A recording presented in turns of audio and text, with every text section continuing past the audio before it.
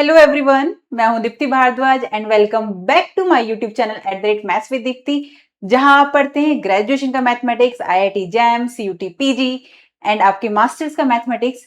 और आज जो आपकी बुक चल रही है वो है फंक्शनल एनालिसिस, जो कि डिमांडिंग वीडियोस हैं, आपकी डिमांडिंग बुक है आपकी, जो कि रिचा एंड खुशबू की थी, सॉरी खुशी की थी। एंड आज की जो टॉपिक है फंक्शनल एनालिसिस का वो है रीज रिप्रेजेंटेशन रीज रिप्रेजेंटेशन थ्योरम।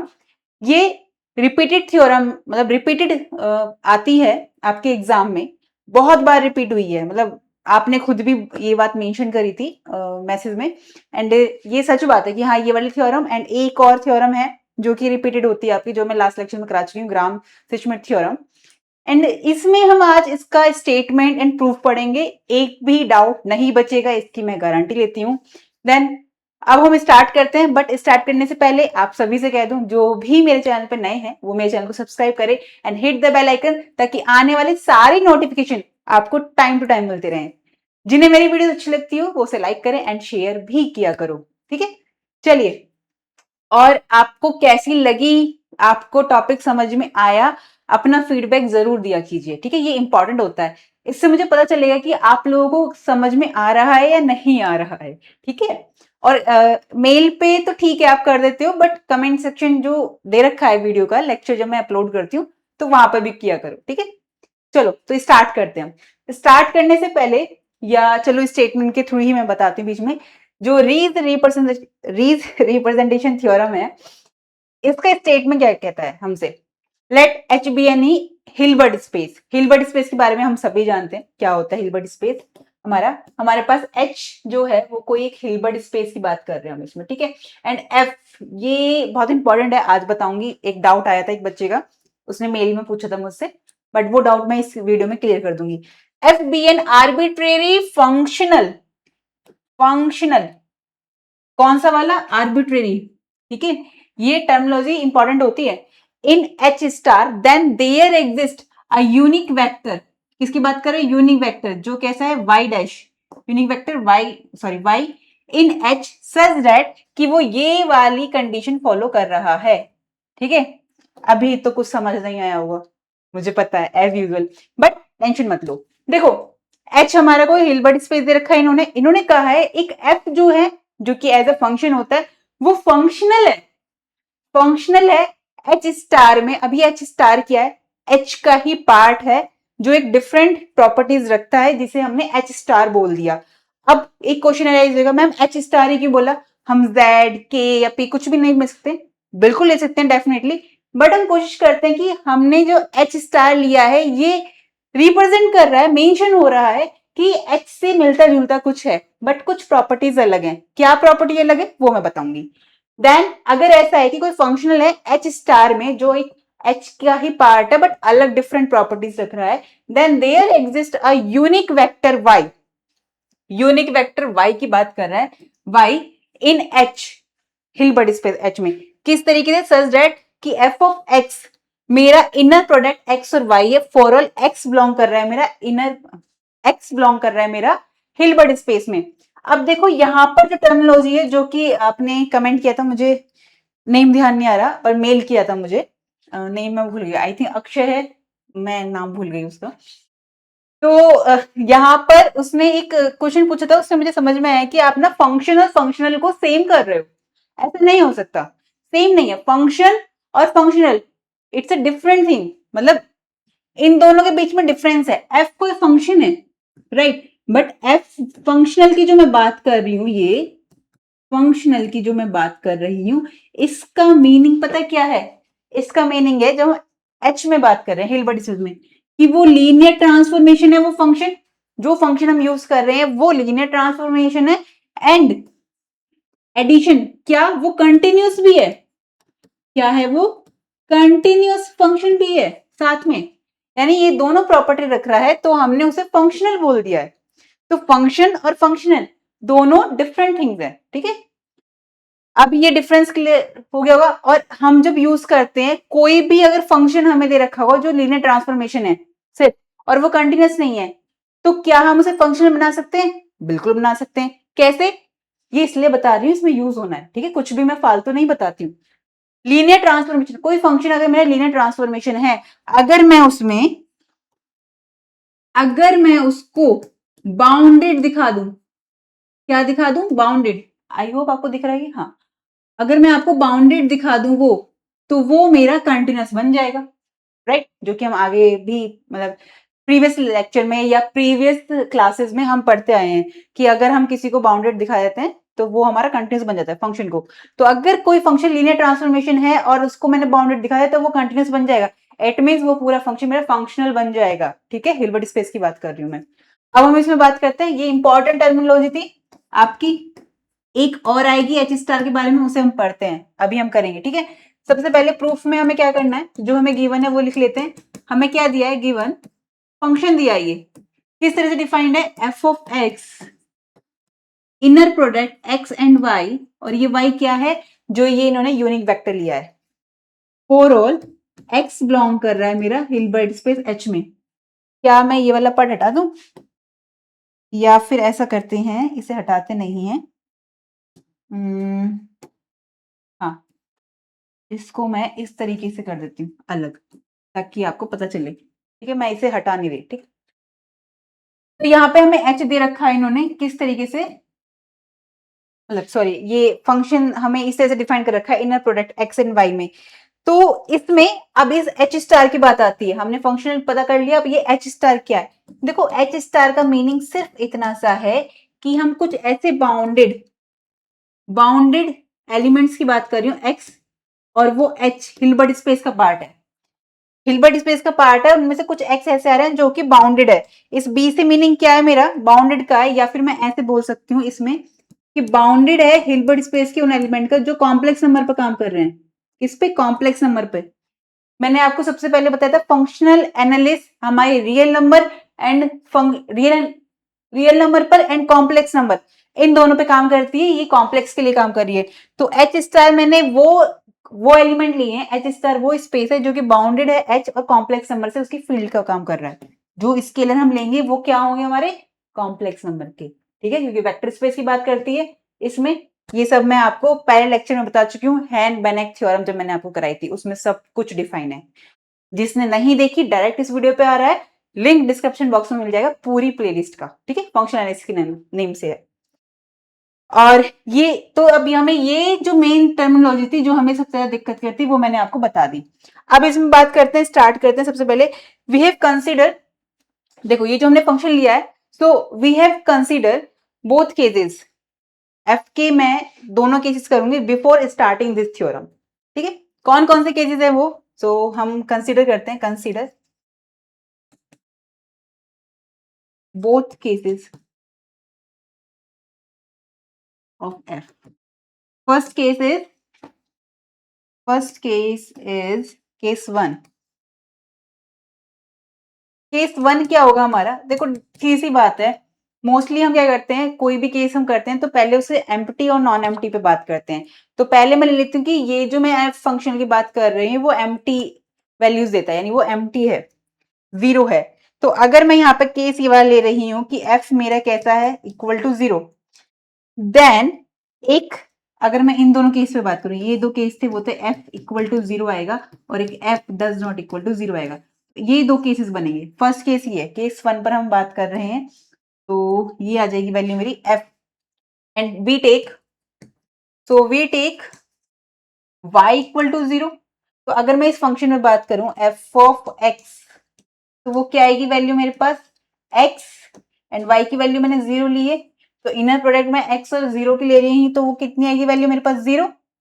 तो ये प्रॉपर्टी तो मेरी होल्ड हो रही है, कैसे, क्योंकि जीरो मेरा हिल्बर्ट स्पेस का भाई एलिमेंट है, बिल्कुल है, तो ये बिलोंग करता है मेरा एच में, तो this property is hold, this is hold. देखो जो ये वाली होती है ना, ट्रिवियल होती है प्रॉपर्टीज, है ना, जो पहला केस हम मोस्टली लेते हैं एफ इक्वल टू जीरो करके, जो भी एम्प्टी वाला केस होता है वो मोस्टली बहुत इजीली प्रूफ हो जाता है। अब नॉन एम्प्टी पे बात करेंगे, जिसमें एलिमेंट्स काम करते हैं हमारे, या एलिमेंट्स होते हैं, ठीक है, एक ही बात है। तो केस 1 तो मेरा होल्ड हो गया, केस 2 में बात करेंगे हम, केस 2 इंपॉर्टेंट है, ठीक है, उसमें भी हम 3 केस लेंगे आगे चल के। अभी पहले केस 2 पे बात करते हैं। केस 2 इज क्या, कि एफ मेरा नॉन एम्प्टी है, राइट। चलो भाई नॉन एम्प्टी है तो इस पे काम करते हैं, नॉन एम्प्टी पे। तो एफ मेरा नॉन एम्प्टी है। तो अब आपने एक ये रही है ना, देखो एच, अगर मैं बात करूं एक थ्योरम की जो हमने फंक्शनल एनालिसिस में पढ़ी है, उसका यूज होना है, मैं स्टेटमेंट बता देती हूँ उसका, कि कोई हिल्बर्ट, क्योंकि हिल्बर्ट स्पेस से बात कर रहे हैं, तो जब भी कोई हिल्बर्ट स्पेस होता है और उसमें हम कोई क्लोज्ड सब स्पेस ले रहे हैं, कैसा, वो भी proper, proper close subspace ले रहे हैं, then there exist a unique vector, एक यूनिक वेक्टर वाई हमारा उसमें डिनोट करेगा, जो कि उसे क्लोज सब स्पेस बना देगा, या ये कहूं कि जो उसके ऑर्थोगोनल में बिलोंग करेगा। किस तरीके से, देखो हिल्बर्ट स्पेस, फिर से बता रही हूँ, हिल्बर्ट स्पेस है कोई जो कि हम लेके चल रहे हैं, तो हिल्बर्ट स्पेस में जब मैं close proper proper close subspace ले रही हूं, तब then there exist a element, कैसा, यूनिट एलिमेंट, एक मेरा वेक्टर है, यूनिक वेक्टर एग्जिस्ट करेगा जो उसके ऑर्थोगोनल में बिलोंग करेगा। ये होना ही होना है, और ये प्रॉपर्टी आपकी पूरी प्रूफ होती है, उसका हम यूज कर रहे हैं स्टेटमेंट का। तो इस स्टेटमेंट का यूज करूंगी अगर, तो यहां पर वैल्यूज मेरी आ जाएगी। अगर मैं ऐसे बात करूं, मैंने एक डिफाइन किया,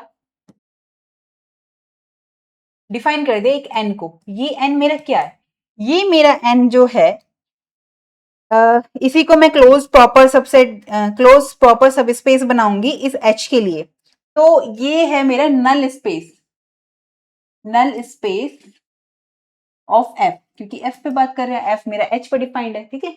तो अगर ऐसा है तो ये किस तरीके से डिफाइंड होगा, N is equal to X belong कर रहा है मेरा एच में, सच दैट कि एफ ऑफ एक्स मेरा इक्वल टू 0 होगा। यही तो होती है नल स्पेस की प्रॉपर्टी, मतलब हाँ नल स्पेस की, ठीक है।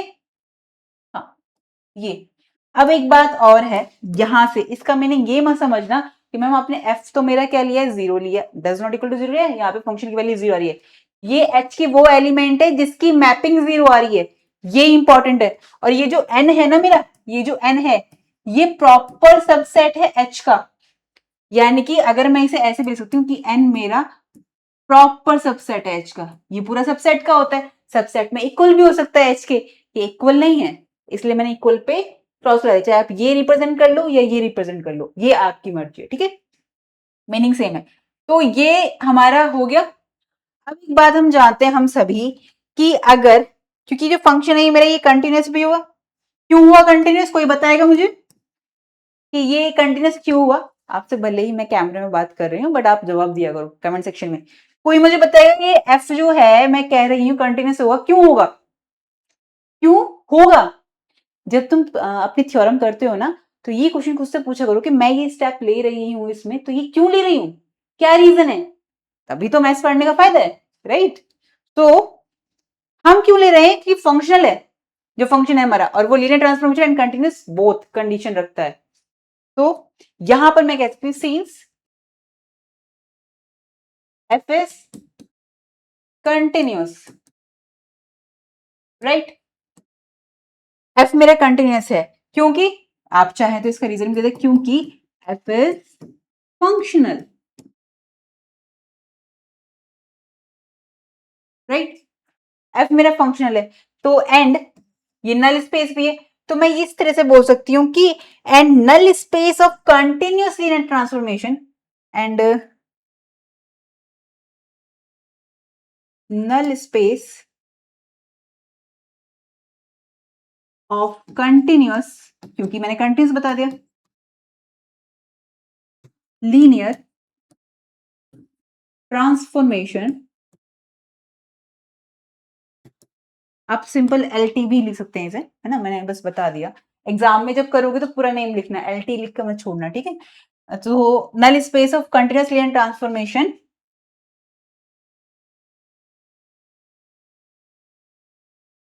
क्या होना चाहिए, क्योंकि देखो नल स्पेस लिया मैंने, नल स्पेस इस तरह से डिफाइंड होता है, और ये प्रॉपर सेट है हमारा, और एफ मेरा कंटिन्यूस है क्योंकि एफ मेरा फंक्शनल है। अगर एफ मेरा कंटिन्यूस है और नल स्पेस की बात कर रही हूं, तो null space of continuous linear transformation is closed, ये प्रॉपर्टी हम सभी जानते हैं, राइट, ये हमने बीएससी में भी पढ़ी है। तो ये क्लोज हो गया। जब ये क्लोज हो गए तो मैं कह सकती हूं कि ये जो n है मेरा, ये क्या है, ये n मेरा प्रॉपर क्लोज्ड सब स्पेस है h का। क्या है? n is closed, n is closed सब स्पेस ऑफ h। h क्या है यहां पर? हमारा हिल्बर्ट स्पेस, राइट। सो h की बात हो गई हमारी। तो अब इस प्रॉपर्टी का यूज करेंगे हम, क्योंकि मैंने अब क्लोज सब स्पेस दिखा दिया है, और उस प्रॉपर्टी को जो मैंने आपको स्टेटमेंट बताया था थ्योरम का, क्या था कि अगर मेरे पास हिल्बर्ट स्पेस में कोई क्लोज सब स्पेस है तो एक ऐसा एलिमेंट या ऐसा वेक्टर एग्जिस्ट करेगा जो इसके ऑर्थोगोनल में बिलोंग कर रहा है, तो उसी का यूज करेंगे। अब हमने इसे क्लोज सब स्पेस दिखा दिया, तो इट मींस अब there exist a non zero vector, y ले लेंगे या y नॉट ले लेंगे, ठीक है। ठीक है, तो मैं यहां पे कहती हूं there exist a non zero vector y not in h में आएगा, वो बिलोंग करेगा किस में करेगा, क्योंकि हिल्बर्ट स्पेस की बात कर रही हूं, सच दैट, इस तरीके से, सच दैट कि मेरा जो ये y नॉट है ये बिलोंग करेगा मेरा नल स्पेस के ऑर्थोगोनल में, n के ऑर्थोगोनल में, राइट। जो ये हमने लिया था, ये सब स्पेस है, क्लोज सब स्पेस है h का, तब there exist a unit vector in h, इस तरीके से कि y नॉट जो है इसके ऑर्थोगोनल में जाएगा। क्लियर है ये वाली थ्योरम? ठीक है, इस थ्योरम को यूज किया हमने। सो नाउ कंसीडर करेंगे हम, नाउ वी शो दैट, यहीं पे लिख दे, चलो नेक्स्ट पेज पे लिखते हैं। नाउ वी शो दैट, हमें क्या शो करना होगा, देखो अभी ये जो y नोट मैंने इसके ऑर्थोगोनल में लिया है, तो मुझे एक यूनिट वेक्टर लेना होगा जो उसकी कुछ प्रॉपर्टी बतानी होगी, और उसको उसी तरीके से हम फॉर्म कर देंगे। किस कैसे? कि अगर मैं ये कहूं कि मुझे शो करना है कुछ ऐसे स्केलर के लिए जो हमने अपने आप सिलेक्ट कर रखे हैं, और एक वेक्टर डिफाइन कर देती हूँ जो इस y नॉट के साथ मेरा कॉम्बिनेशन ले रहा होगा, लीनियर कॉम्बिनेशन की फॉर्म में, उस रिजल्ट को मुझे प्रूफ करना होगा, शो करना होगा। तो मैं लिखती हूँ we show that for some chosen scalar, scalar की बात करें, स्केलर दिख रहा है आपको? नहीं दिख रहा, चूजन स्केलर अल्फा, ठीक है, अल्फा होगा हमारा, और इस तरीके से होगा। एंड अगर मैं वेक्टर की बात करूं, ये तो स्केलर हो गया alpha, and the vector Y, Y किस तरीके से है कि Y is equal to alpha Y naught, ठीक है, ये ले लिया मैंने, Y is equal to alpha Y naught. तो इसे मुझे शो करना है, विल बी द रिजल्ट, किस तरीके से, देखो एन क्या है, मेरा सब स्पेस है, जो कि ऑर्थोगोनल में बात कर रही हूं मैं। एन की अगर बात करूं, ये जो वाई मेरा एलिमेंट है, ये मेरा एन ऑर्थोगोनल में आ रहा होगा, तो एन ऑर्थोगोनल में आ रहा है, ऑर्थोगोनल है, तो इट मींस ये क्या है, सब स्पेस भी होगा, सब स्पेस है तो सब स्पेस वेक्टर स्पेस से मिलकर बनेगा, जो कि हम पढ़ रखे हैं। अब मैं ऑर्थोगोनल की बात कर रही हूं, तो इट मींस ये मेरा एन ऑर्थोगोनल में आ रहा है, सब स्पेस होता है जो कि, और वो वेक्टर स्पेस से बनता है, तो स्केलर मल्टीप्लीकेशन होल्ड होगा इसमें, बिल्कुल होना चाहिए स्केलर मल्टीप्लीकेशन, तभी मैंने इस तरह से लिखा है ये। तो स्केलर मल्टीप्लीकेशन अगर मेरा होल्ड होता है, तो जो एलिमेंट हम ले रहे हैं ना इस रिजल्ट को प्रूफ करने के लिए, मैं एक पर्टिकुलर एलिमेंट ले रही हूं जो कि इस ऑर्थोगोनल सेट में बिलोंग करेगा, ठीक है, एक पर्टिकुलर एलिमेंट लेती हूँ जो कि इस ऑर्थोगोनल सेट में बिलोंग करेगा। तो मैंने ले लिया, क्योंकि अगर मैं बात करूं, इससे हटा देते हैं, क्योंकि जो मेरा एन है वो प्रॉपर सबसेट है हिल्बर्ट स्पेस एच का। देन केस लूंगी, अब यहाँ पर तीन केस पे बात करेंगे हम। पहली तो हम एन में बिलोंग कराएंगे इस एलिमेंट को, फिर हम इसमें जो वाई के एक एलिमेंट लेंगे जो कि एन में बिलोंग कराएंगे, दूसरा केस लेंगे जिसमें हम जो ये वाई नोट एलिमेंट के इक्वल बताएंगे, तीसरे केस में हिल्बर्ट स्पेस में से किसी से भी मैं कोई एलिमेंट ले लूंगी, ठीक है। अब दो केसेस में एन से ही लेंगे, तीसरे केस में हम जो कि जनरल केस बनेगा वो पूरे हिल्बर्ट स्पेस पे काम करेंगे। ये तीन केस पे काम करते हैं हम। तो केस नंबर 1 जो आएगा हमारा वो है केस 1। केस 1 की अगर बात करूं मैं, तो केस 1 में मैं कहती हूँ एक्स मैंने एलिमेंट ले लिया, इफ एक्स बिलोंग कर रहा है मेरा एन में, ठीक है, ये वेक्टर जो ले रही हूँ। तो इनर प्रोडक्ट जैसे कि डिफाइन हो रखी है, हमारे दे रखी थी, ये इनर प्रोडक्ट पे काम करेंगे हम F x.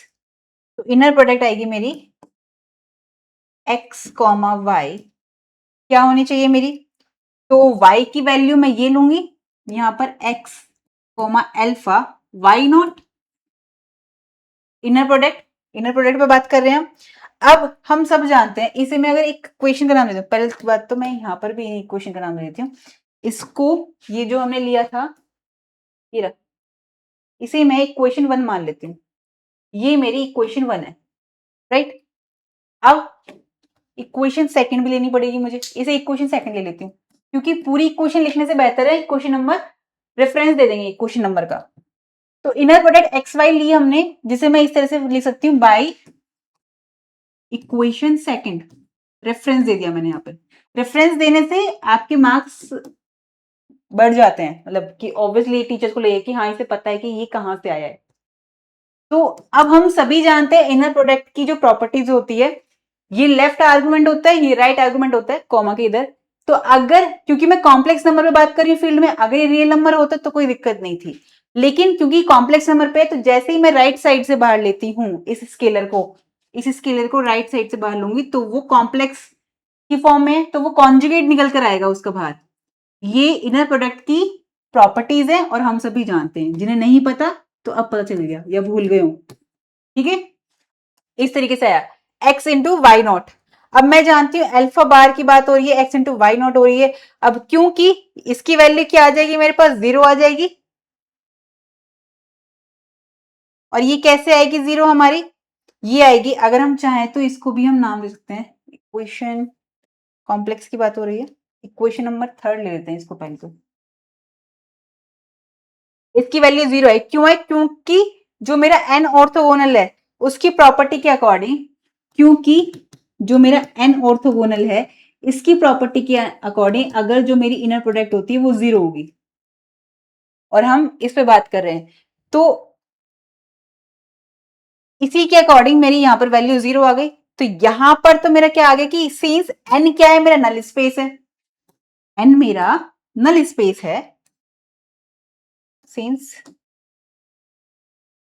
N is null space, तो f of x equal to 0 for all x belong करेगा मेरा एन में, नल स्पेस में। इसे इक्वेशन 4 से लेते हैं। तो अगर मैं इक्वेशन 3 और 4 से देखूं तो मुझे क्या मिलती है वैल्यू, जो ये एफ ऑफ एक्स की वैल्यू तो थी यहाँ पर एफ ऑफ एक्स, तो यहाँ पर एफ ऑफ एक्स की वैल्यू 0 आ रही है, यहाँ पर एफ ऑफ एक्स की वैल्यू 0 आ रही है, तो इट मीन ये वाली वैल्यू और ये वैल्यू सेम हो जाएगी। तो यहां से इंप्लाइज दैट मैं लिख सकती हूँ equation number 3 and 4 from equation 3 and 4 क्या आएगी कंडीशन, एफ ऑफ एक्स मेरा किसके इक्वल हो गया, एक्स कॉमा वाई के। एफ ऑफ एक्स मेरा हो गया inner product x comma Y, where मेरा जो वाई है, मेरा जो एक्स है वो किस में बिलोंग करेगा, ओवरऑल एक्स बिलोंग कर रहा है मेरा एच में। तो ये प्रॉपर्टी तो होल्ड हो गई यहाँ पर केस 1 में, केस 1 में मेरी प्रॉपर्टी होल्ड हो गई, हमें यही तो प्रूफ करनी थी, राइट। ये देखो ये वाली प्रॉपर्टी, तो यहां पर ये होल्ड हो गई इक्वेशन 3 एंड 4 की हद से। अब अगर हम देखें केस सेकंड पे बात करेंगे, केस सेकंड क्या है मेरा, केस सेकंड लेती हूं मैं। केस 1 में मैंने क्या लिया था, मैंने एक्स को बिलोंग कराया था एन में। अब मैं केस सेकंड में लूंगी कि एक्स जो है मेरा वाई नॉट ही होगा, x if x is equal to y naught, then तब क्या होगा, देन वी विल चूज एक एल्फा लेंगे हम जो कि स्केलर होगा, then we will choose alpha such that, इस तरीके से चलो बताते हैं कैसे। एफ ऑफ वाई नोट लेंगे, एफ ऑफ वाई नोट जो कि हमारा डिफाइंड है इनर प्रोडक्ट में, तो ये क्या आ जाएगी वैल्यू मेरे पास, एक्स की जगह ये आ जाएगा वाई नोट एंड वाई। कैसे आया है, इक्वेशन फर्स्ट से आया है। इक्वेशन फर्स्ट हमारी ये थी, यहां पर वाई नोट लिया है तो एक्स में वाई नोट आ जाएगा और यहाँ पर वाई है, तो by equation first, by equation first. तो यहां पर मैंने y नोट तो ऐसे ही रहने दिया, एंड y की मैंने क्या रख दी वैल्यू, ये रही y की वैल्यू, ये है मेरे पास। इक्वेशन सेकंड से रखेंगे alpha y note by equation second, right. अब यहां से अगर मैं अल्फा बाहर लेना चाहूं तो मेरे पास क्या आएगा, इसका कॉन्जुगेट, क्योंकि कॉम्प्लेक्स नंबर से ले रहे हैं हम, फील्ड हमारी वो है y naught into y naught, और हम सभी जानते हैं इसकी वैल्यू क्या होगी, क्या होनी चाहिए, क्योंकि मैं n नल स्पेस से ले रही हूं ये बात, तो इसकी वैल्यू मेरे पास क्या आएगी, कोई मुझे बताएगा।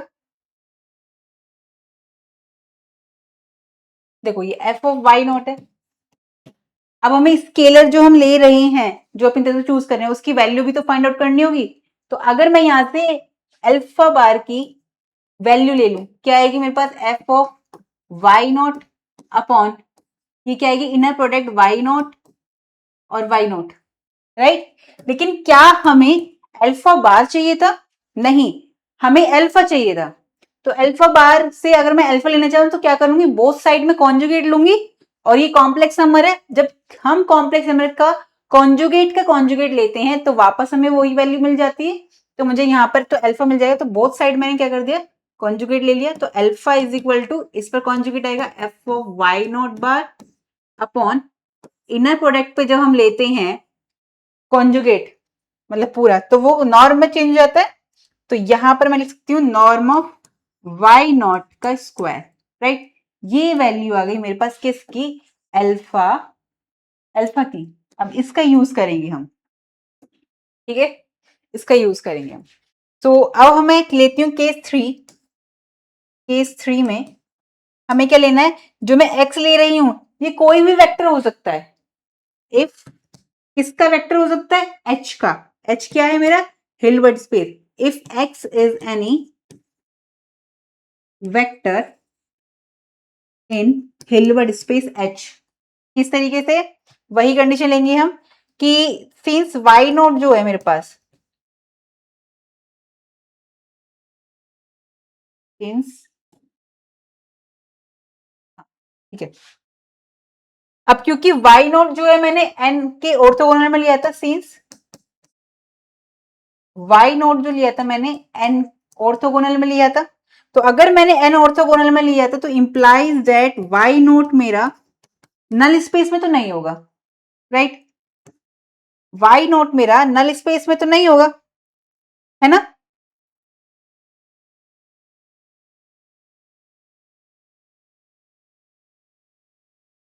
क्योंकि वाई, अगर मैं ऐसे कहूं कि n intersection n orthogonal equal to क्या होता है, जीरो होती है मेरे पास वैल्यू, राइट। ये हम सभी जानते हैं, क्योंकि कोई भी सेट ले रहे हैं हम और उसका ऑर्थोगोनल के साथ हम इंटरसेक्शन लेते हैं तो वो जीरो ही आता है, ये हम सभी जानते हैं। अब अगर ऐसी बात है कि भाई ये हम नहीं जानते तो मैं यहाँ पे आपको प्रूफ करके बता सकती हूँ शॉर्ट में। अगर इनकेस आप भूल गए हैं या आपको लग रहा है कि मैम ऐसा क्यों ले लिया हमने, तो मैंने यहाँ पर कंसीडर किया कि क्योंकि हम एलिमेंट जीरो पर पहले ही काम कर चुके हैं, वो होल्ड हो चुका है, तो एलिमेंट जीरो नहीं हो सकता। तो मैं यहाँ पर जो वाई ले रही हूँ वो मैं ले लेती हूँ zero, does not equal to zero. अगर मैं इसको प्रूफ करना चाहूं, ये देखो, को प्रूफ करते हैं। If we take y does not equal to zero, ठीक है। तो और वाई मेरा क्या है इसमें, ऑर्थोगोनल में भी आ रहा है, तो लेट, मैंने क्या करा, लेट वाई मेरा बिलोंग कर रहा है इसके इंटरसेक्शन में, एन इंटरसेक्शन एन ऑर्थोगोनल में।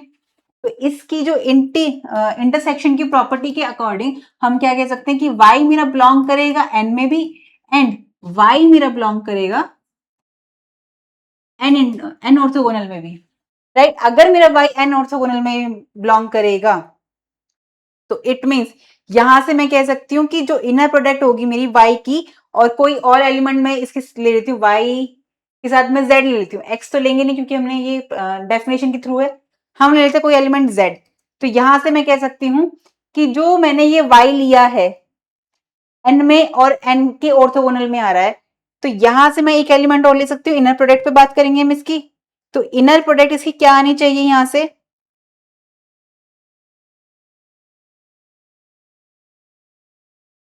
तो यहां से मैं कह सकती हूँ, मैं बात कर रही हूँ इसके इनर प्रोडक्ट की, y एंड कोई एलिमेंट मैंने z ले लिया, उसकी वैल्यू 0 आएगी। हम सभी जानते हैं ऑर्थोगोनल के अगर मैं एलिमेंट ले रही हूं और उसकी इनर प्रोडक्ट ले रही हूं तो वो 0 आएगी। अब यहां पर एलिमेंट क्योंकि मैंने y नॉट लिया है, यहाँ पर एलिमेंट में y की बात, मतलब वहां पर मैंने y ही लिया है, तो z की जगह मैं y लूंगी यहाँ पर भी। तो इनर प्रोडक्ट अगर मैं z की जगह y ही लूंगी यहाँ पर, तो हम सभी जानते हैं इसका मीनिंग क्या है, norm of y square equal to 0। It means norm of y equal to 0। और ये कब होती है कंडीशन, ये होती है बोथ इंप्लाइज दैट जब y इक्वल टू 0 होगा। बट हम लेकर तो चले थे y does not equal to 0, यहां से निकल कर आया y equal to 0। It means जो हमने ये कंसीडर किया था वो दिस इज कंट्राडिक्शन।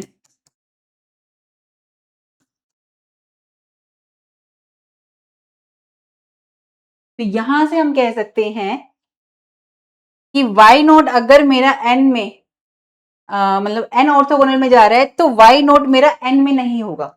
तो वहां से मैंने ये प्रूफ कर दिया कि हम ऐसा क्यों करते हैं कि डज नॉट इक्वल टू 0 लेके चलते हैं और ये इस तरह से आएगा प्रॉपर्टीज, ठीक है। तो अब हम इसकी मेन, ये मैंने अलग से प्रूफ करके बता दिया, ये इस थ्योरम का पार्ट नहीं था, लेकिन आपको समझ में आया कि ये केस हमने क्यों लिया है इस तरीके से, इसलिए करा दिया ये आपको, ठीक है। आप ये स्किप कर सकते हो और चाहे तो आप सॉल्व करके भी बता सकते हो। तो अगर मैं यहां पर बात करूं इसके अकॉर्डिंग, फिर जो मैं फंक्शन लूंगी एफ ऑफ वाई नॉट वो डज नॉट इक्वल टू 0 आएगा। So both implies that f of y naught does not equal to 0 आएगा। सो मैं लिख सकती हूं इसे एफ ऑफ एक्स को। So now we can write now we can write f of x as किस तरीके से कि एफ ऑफ वाई नॉट को मैंने क्या दिखाया है, डज नॉट इक्वल टू 0। तो मैं लिख सकती हूँ एफ ऑफ एक्स को एफ ऑफ एक्स, कोई दिक्कत नहीं। अगर मैं डिवाइड कर दूं एफ ऑफ वाई नोट से और मल्टीप्लाई कर दूं एफ ऑफ वाई नोट से, तो क्या कोई दिक्कत आएगी इसमें, कोई चेंजेस होगा इसमें, नहीं। और एफ ऑफ वाई नोट को इसलिए मैंने डज नॉट इक्वल टू 0 दिखाया। हम जब भी डिनोमिनेटर में कोई वैल्यूज लेते हैं मल्टीप्लाई करते हैं, बट अगर मैं डिनोमिनेटर में भी लिख रही हूं तो इट मीन्स वो डज नॉट इक्वल टू 0 होना चाहिए। अगर 0 हो जाता है तो वो मेरा कहां चला जाता है, इंफिनिटी में। तो इसलिए हमने उसको एफ ऑफ वाई नोट को डज नॉट इक्वल टू 0 दिखाया पहले। तो यहां पर मैंने क्यों लिखा, ये वाला पार्ट मेरा स्केलर बन जाएगा। क्यों बन जाएगा, एफ ऑफ एक्स की वैल्यू क्या दी है हमें, इनर प्रोडक्ट की फॉर्म में दी है जो कि स्केलर ही बनता है। और एफ ऑफ वाई नोट क्या है जो अभी हमने देखा था, वो भी स्केलर की फॉर्म में जाएगा। तो ये वाला पार्ट भी मेरा पूरा स्केलर की फॉर्म में आएगा, इसलिए मैं एफ ऑफ एक्स को इस तरह से ले सकती हूँ। तो यहां पर अगर मैं इसे कहूं कि इस वाले पार्ट को मैंने कुछ नाम लिया, अल्फा तो हम ले चुके हैं तो हमने यहाँ बीटा ले लिया, beta f of y naught. Beta मेरा एक स्केलर है और इतना वाला पार्ट, ये वाला पार्ट मेरा स्केलर ही है जिसकी जगह पे मैंने बीटा ले लिया। अब यहां से मैंने देखा कि मैं प्रॉपर्टीज लगा लूंगी। एफ ऑफ एक्स की वैल्यू मेरे पास, एफ ऑफ एक्स की वैल्यू मेरे पास जो आ रही है वो ये आ रही है, एफ ऑफ एक्स की वैल्यू जो मेरे पास आ रही है, और ये beta f of y naught. अब क्योंकि जो मैं फंक्शन यूज कर रही हूँ वो मेरा क्या है, फंक्शनल है, तो लीनियर ट्रांसफॉर्मेशन तो है ही। तो यहां पर मैं कह सकती हूँ f of x minus beta f of y naught equal to 0। इसे मैं लिख सकती हूँ f of x minus beta y naught, लिख सकती हूँ इक्वल टू 0, क्योंकि एफ इज लीनियर ट्रांसफॉर्मेशन, मैंने शॉर्ट में लिख दिया एल टी, ठीक है। एफ इज लीनियर ट्रांसफॉर्मेशन है तो हम इसे इस तरह से ले सकते हैं लीनियर कॉम्बिनेशन में। तो यहां पर अब मैं कह सकती हूँ कि अगर किसी फंक्शन की वैल्यू ये कब आती है, ये पूरा एक पार्ट ले लो, अगर मैं इस पूरे को पी नाम दूं तो एफ ऑफ पी की वैल्यू 0 है, तो इट मींस ये नल स्पेस में चला गया। किसी वेक्टर की अगर हम मैपिंग लेते हैं, किसी वेक्टर पे मैं फंक्शन ले रही हूँ और उसकी वैल्यू मेरे पास क्या आ रही है 0, यानी किसी वेक्टर की मैपिंग मेरे पास 0 आ रही है, तो वो नल स्पेस में जाएगा। इट मींस मैं यहां से कह सकती हूँ कि x minus beta y naught मेरा किस में बिलोंग करता है, नल स्पेस में। तो यहां से मैं x minus beta y naught को इक्वल टू ले लूंगी n के, जो कि इसमें नल स्पेस का ही वैल्यू है। तो यहां से चाहे तो हम इसकी डेफिनेशन भी लिख सकते हैं, नल स्पेस की definition, null space definition, definition of null space, उसके अकॉर्डिंग आया ये। तो यहां से x की वैल्यू फाइंड आउट करो। x की वैल्यू क्या है मेरे पास, x इज इक्वल टू आया n प्लस या beta y naught plus n, ये मेरे पास x की वैल्यू आई है, इसका हम यूज करेंगे अभी। तो यहां पर मैं बोल सकती हूं, नाउ नेक्स्ट पेज पे ले, एफ ऑफ एक्स क्या आएगा मेरा, f of x, now f of x की वैल्यू मेरे पास आ गई, एफ ऑफ एक्स की वैल्यू क्या है, beta y naught plus n, beta y naught plus n, ठीक है। तो यहां इसे हम ब्रेक कर सकते हैं, क्योंकि एफ मेरा क्या है, लीनियर ट्रांसफॉर्मेशन है, तो मैं इसे अलग अलग ब्रेक कर सकती हूँ, f of beta y naught plus f of n, क्योंकि मेरे पास क्या है ये, क्योंकि f is linear transformation, right. तो यहां पर अब यहां से मैं बीटा बाहर ले सकती हूँ इसके लेके उससे, या फिर क्योंकि डेफिनेशन के अकॉर्डिंग इनर प्रोडक्ट की अगर डेफिनेशन की बात करें हम, तो ये वैल्यू क्या आ जाएगी जो हमें दे रखी थी first equation, f of x क्या था, inner product x comma y for all x belong कर रहा है हिल्बर्ट स्पेस में। तो यहां पर मैं लिख सकती हूँ इसे f inner product beta y naught, inner product beta y naught comma y plus ये क्या आ जाएगा मेरे पास, inner product n comma y. तो यहां से इनर प्रोडक्ट की डेफिनेशन के अकॉर्डिंग मैं इसे लिख सकती हूँ inner product beta y naught comma n plus n comma y. Inner product की प्रॉपर्टी के अकॉर्डिंग हो रहा है ये सब कुछ, ये दोनों केस जो है ये इनर प्रोडक्ट प्रॉपर्टी से आ रहा है, इनर प्रोडक्ट प्रॉपर्टी के अकॉर्डिंग, ठीक है। यहां पर तो इसको मैंने beta y naught plus n को मैं अगर इनर प्रोडक्ट एक्स और वाई की फॉर्म में लिखना चाहूं, देखो ये किसकी वैल्यू, beta y naught plus n x की वैल्यू है, तो यहां से मेरे पास क्या है, एक्स कॉमा वाई, और ये किसकी वैल्यू थी, एफ ऑफ एक्स की। तो हमने यहां पर क्या देखा थर्ड केस में भी, कि हमने दिखा दिया कि ये इस डेफिनेशन को होल्ड करता है, जो हम लेके चले थे, इस होल्ड, इस होल्ड। अब हमने ये डेफिनेशन तो दिखा दी, अब हमें इस वेक्टर जो हम ये वाई वेक्टर ले रहे हैं उसके अकॉर्डिंग हमें डेफिनेशन दिखा दी, वाई को अलग अलग एलिमेंट अलग अलग केसेस में लेकर अब इसकी यूनिकनेस पर भी काम करना है, क्योंकि जो स्टेटमेंट है वो क्या बोल रहा है, there exist a unique vector, कैसा वेक्टर, यूनिक वेक्टर। तो यहां पर अगर मैं बात करूं यूनिक वेक्टर के लिए, तो यूनिक वेक्टर के लिए अब हम यूनिक वेक्टर डिफाइन करेंगे। तो for unique vector, for show unique vector या यूनिकनेस, यूनिकनेस का है, ठीक है। अब हम इसके लिए प्रूफ करेंगे, तो यहाँ पर वैल्यूज आएंगी हमें यूनिकनेस के लिए, वही है हमें दो वाई लेने पड़ेंगे एलिमेंट, वाई वन और वाई टू ले लेते हैं, उसको हमें इक्वल दिखाना होगा, तो हमारे पास यूनिक एलिमेंट की प्रॉपर्टी होल्ड हो जाएगी।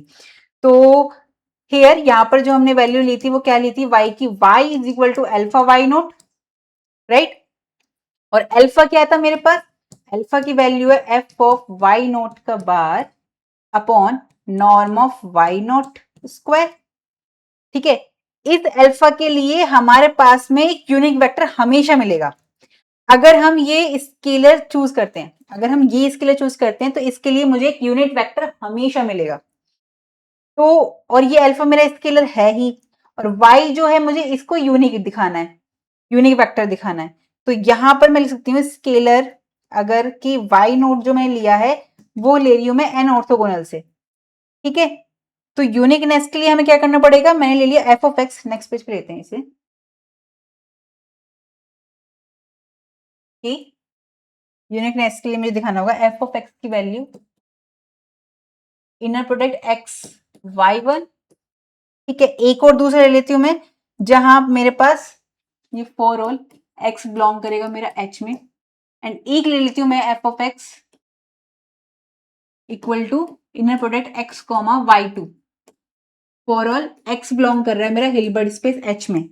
तो अगर ये एफ ऑफ एक्स की वैल्यू है तो दोनों इक्वल होंगे आपस में, मैं इन दोनों को इक्वल रख देती हूँ क्योंकि लेफ्ट हैंड साइड इक्वल है। तो यहां से inner product x comma y one equal to inner product x comma y two है।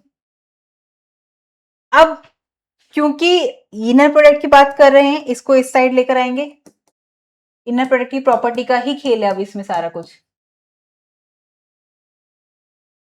इन दोनों में एक्स कॉमन आ रहा है, तो इनर प्रोडक्ट प्रॉपर्टी के अकॉर्डिंग हम क्या लिख सकते हैं, x comma y one minus y two, right, equal to zero, inner product की फॉर्म में।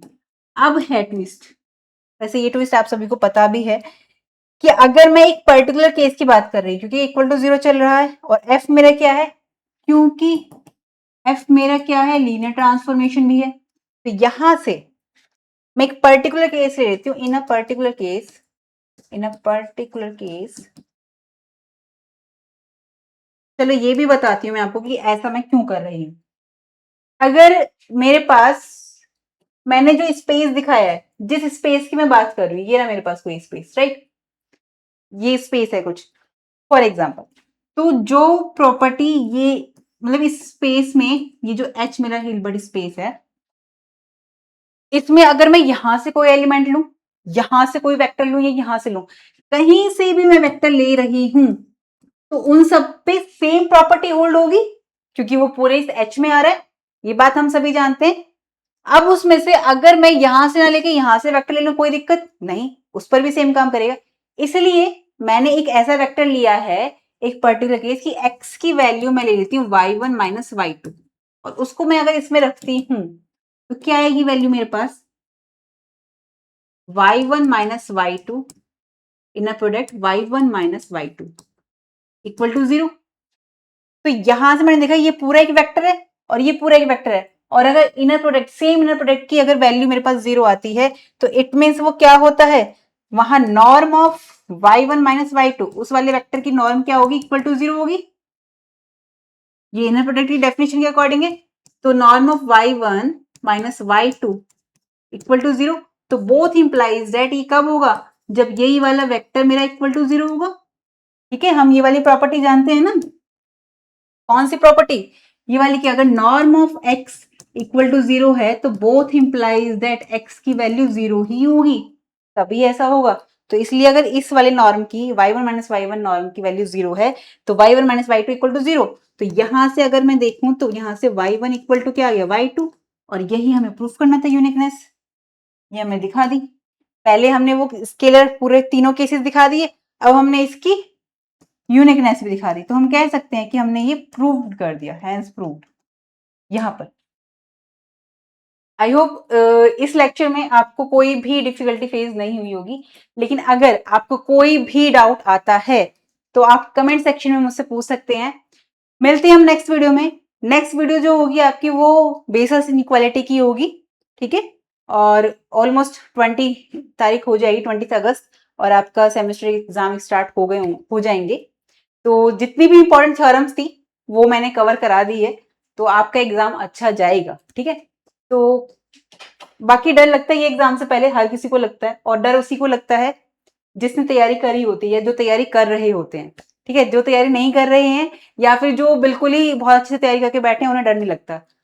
तो डरने की बात ऐसे कुछ है नहीं, आपका सारा ही कंप्लीट हो चुका है ऑलमोस्ट। मैं बेसिक इनक्वालिटी और करा दूंगी, जो आने के चांसेस होते हैं, पर जो सबसे ज्यादा रिपीटेड है वो मैं ऑलरेडी सब कवर करा चुकी हूँ, ठीक है। तो मिलते हैं हम नेक्स्ट वीडियो में, और इस वीडियो का फीडबैक आप जरूर दीजिएगा, आपको कैसी लगी, क्या डाउट लगा, कितनी हेल्पफुल रही ये आपके लिए। तो मिलते हैं हम नेक्स्ट वीडियो में। तब तक आप पढ़ते रहिए, खुश रहिए। नमस्कार।